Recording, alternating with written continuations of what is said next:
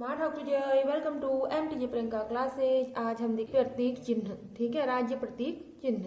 इसमें पहला है हमारा राज चिन्ह। शासकीय कार्यों में प्रयोग करने वाला चिन्ह जो होता है वह राज चिन्ह कहलाता है। इसका आकार समचतुर्भुजाकार है, जैसे कि डायमंड शेप में, इस टाइप की शेप में है। इसमें 3 पर्वत चोटियां हैं, एक तो यहाँ सेंटर में इस टाइप की है और एक बगल से ऐसी निकाल रखी है चोटी, एक ऐसी। तो ये टोटल 3 पर्वत चोटियां हैं।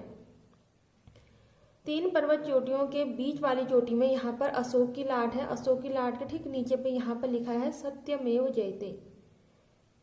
सत्यमेव जयते, यह मुंडकोपनिषद से लिया गया है। और जिस वाली चोटी में चाको डब्बा जैसा यहाँ ये रेड कलर का है, और यह जो हमारे उत्तराखंड के स्वतंत्रता संग्राम सेनानी थे उनके बलिदान का प्रतीक है। रेड कलर यानी उनके द्वारा बहाए गए खून का प्रतीक है। और ये 4 जलधाराएं हैं इसके नीचे इस टाइप से।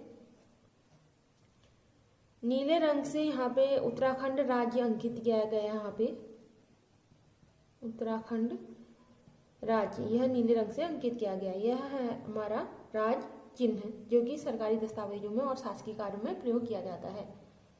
हमारे राज्य उत्तराखंड की राज्य भाषा है, फर्स्ट लैंग्वेज है हमारी हिंदी, और सेकंड लैंग्वेज संस्कृत है, जो कि 2010 से अपनाई गई है।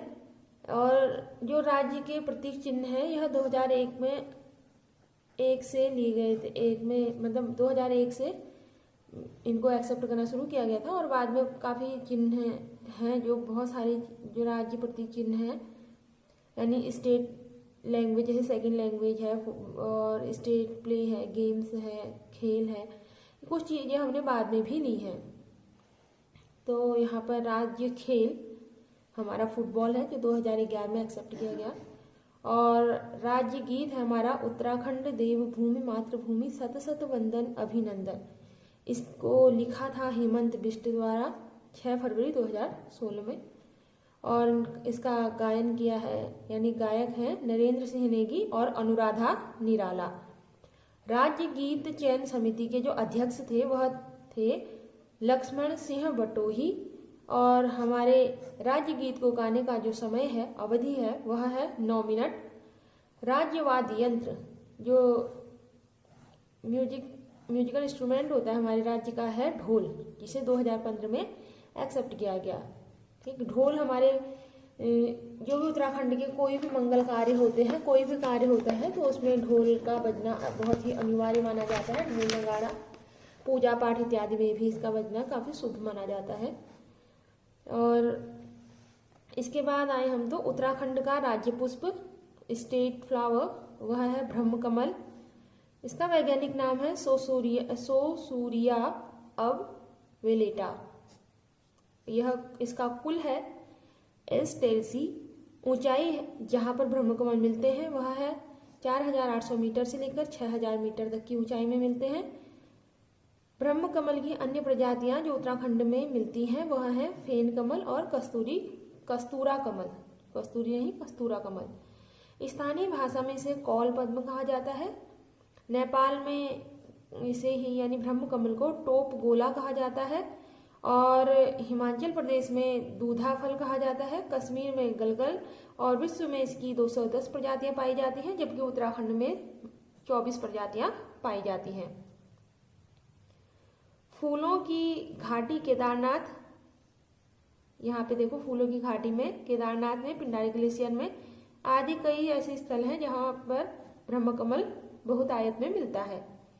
जो नंदाष्टमी है उस दिन इसे तोड़ने का प्रचलन है, क्योंकि कहा जाता है यह माँ नंदा का प्रिय पुष्प है। हिमालयी पुष्पों का सम्राट नाम से भी यह जाना जाता है। और जो केदार घाटी के ब्रह्मकमल होते हैं उसे केदारनाथ मंदिर में चढ़ाया जाता है, प्रसाद स्वरूप बांटा जाने की भी परंपरा है। इसकी विशेषता होती है इसका रंग बैगनी होता है। पौधे की ऊंचाई 70 से 80 सेंटीमीटर होती है। खिलने का समय है जुलाई से सितंबर। एक वर्ष में केवल एक वर्ष में एक पेड़ में सिर्फ एक ही फूल खिलता है। यह आधी रात को अर्धरात्रि को खिलता है, और इसका प्रयोग औषधि बनाने में किया जाता है। औषधि, यहाँ पर देखिए उत्तराखंड का राज्य वृक्ष है बुरांस। इसका वानस्पतिक नाम है रोडोडेंड्रॉन अर्बोरियम। इसका कुल है एरिकेसियी कुल। जहाँ पर बुरांस पाया जाता है वह ऊंचाई है 1500 मीटर से 4000 मीटर, यानी 1500 मीटर से 4000 मीटर। हिमाचल प्रदेश में बुरांस को बुरांसो कहकर बुलाते हैं। कन्नड़ भाषा में बुरांस को बिली, और नेपाल में गुरांस, और मेघालय में 300 कहा जाता है। यानी ये सारे नाम बुरांस के ही हैं, जो कि अलग अलग स्थानों पे अलग अलग पुकारा जाता है। ठीक है, बुरांस नेपाल का राष्ट्र पुष्प है, नेशनल फ्लावर है।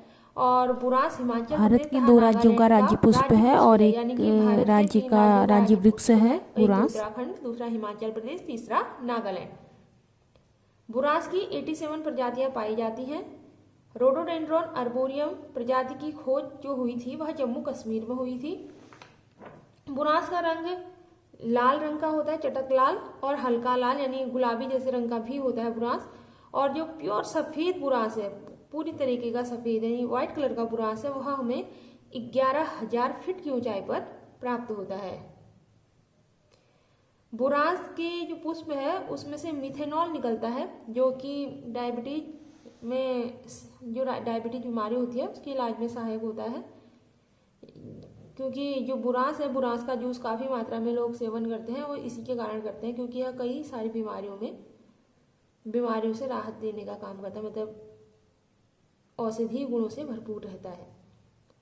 बुरांस के खिलने का समय है फरवरी और अप्रैल, फरवरी से अप्रैल तक खिलते हैं।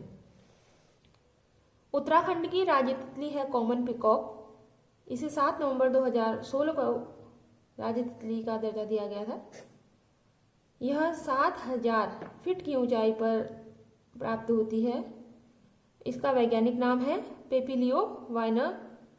टिम्बरू, जो टिम्बरू पौधा होता वनस्पति होती है उसकी यह पत्तियां खाती है, और टिम्बरू के पेड़ में ही यह अपने अंडे भी देती है। उत्तराखंड की राज्य तितली कॉमन पिकॉक का जीवन काल 30 से 35 दिन होता है, और 1996 में लिम्बा बुक में इसे भारत की सबसे खूबसूरत तितली का खिताब दिया गया था। उत्तराखंड का राज्य पशु कस्तूरी मृग है। कस्तूरी मृग का वैज्ञानिक नाम है मास्कस काइसोगास्टर, और इसका कुल है अंगुलोटा, और परिवार है मोसिडे। इसे हिमालयन मस्क डियर कहा जाता है। उत्तराखंड के जंगलों में 3600 मीटर से लेकर 4400 मीटर की ऊंचाई पर यह पाए जाते हैं। उत्तराखंड राज्य में इसकी 4 प्रजातियां पाई जाती हैं। यह बहुतायत में केदारनाथ, फूलों की घाटी और पिथौरागढ़ में पाए जाते हैं। इनकी विशेषता के बारे में हम देखें तो इनका रंग भूरा होता है। भूरे रंग में यह काले पीले रंग के धब्बे होते हैं इनमें, इनके शरीर में, और इनकी जो ऊंचाई होती है वह 20 इंच की होती है। इनके सींग नहीं पाए जाते, बल्कि आत्मरक्षा के लिए, यानी कोई इन पर आक्रमण करे तो ये अपनी रक्षा अपने आगे के 2 नुकीले दांतों से करते हैं। तीखे तीखे 2 दांत हैं लंबे से, उनसे यह अपनी रक्षा करते हैं। इनके 4 खुर होते हैं। पीछे के पांव आगे के जो पांव होते हैं उनसे थोड़े लंबे होते हैं। इनकी उम्र, इनकी आयु, औसत आयु 20 वर्ष होती है, और गर्भधारण की अवधि 6 माह होती है। इसे जुगाली वाला मृग भी कहा जाता है। इनकी सूंघने की शक्ति बहुत ज़्यादा तेज होती है, और इनका मुख्य भोजन केदारपाती है। कस्तूरी मृग, जो कस्तूरी मृग है उसकी विशेषता है कि उसके शरीर में कस्तूरी निकलती है। तो कस्तूरी के बारे में जानते हैं। कस्तूरी नर मृग की गुदा से, जो गुदा है, गुदा में स्थित एक ग्रंथि होती है, वहां से प्राप्त की जाती है। हर 3-3 वर्ष के अंतराल में 30 से 45 ग्राम तक कस्तूरी प्राप्त होती है।